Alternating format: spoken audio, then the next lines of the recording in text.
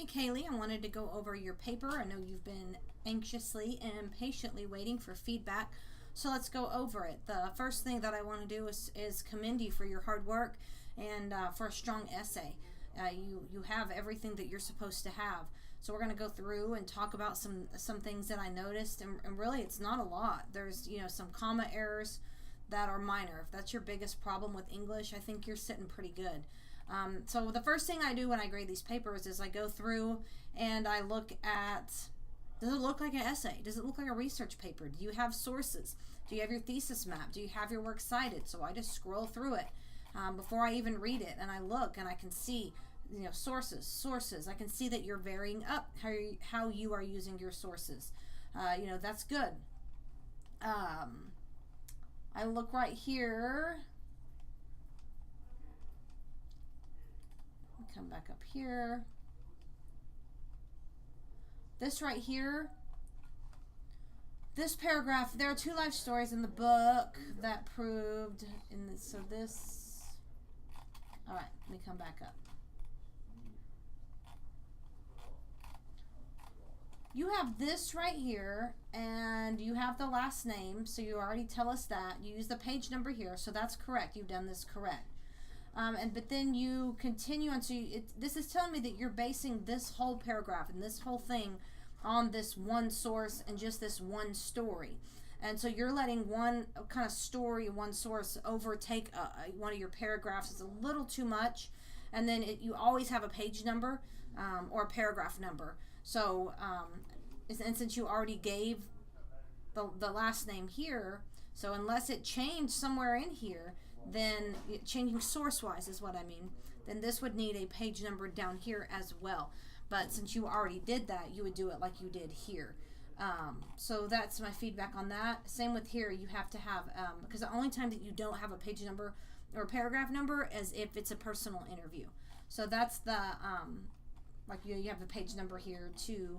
So make sure you do that in all of them. Like the paragraph here, that's correct. And I like how you're varying up how you are using your sources. When I come down to your works cited page, you have it in alphabetical order. Your interview is correct. You have the hanging indent. So this looks really good. You have a spacing issue there, which is very minor. This looks good. So let's go up and go through it. The only paragraph that really threw me off was that one. You come down here, you have 2 intro paragraphs, which is good. This is good. And you have a very clear thesis. Women have been proving themselves worthy, physical fitness and handling the training. This right here is a comma splice. I noticed a couple of those. Again, that's one of those comma mistakes.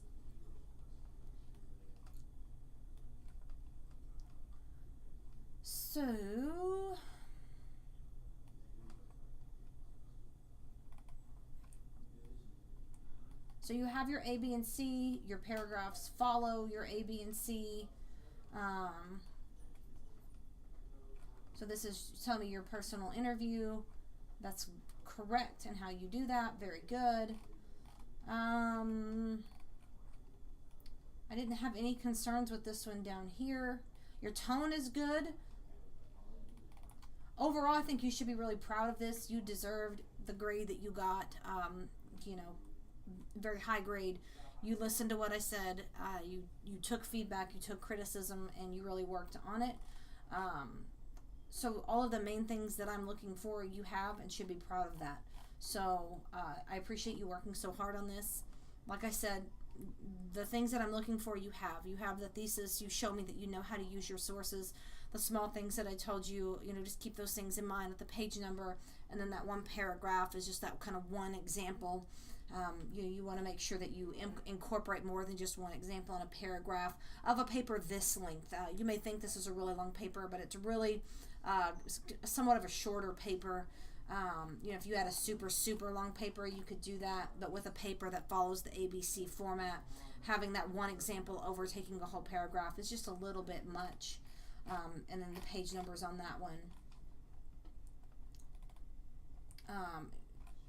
like this is another comma splice. I'm not going to go through and point out every comma mistake because they're, I mean, yes, commas are important, but not worth nitpicking about. As long as you understand why those are comma splices, let me know. And if you don't, then email me and I'll further explain what a comma splice is so you can be aware of those in the future. So let me know if you have questions.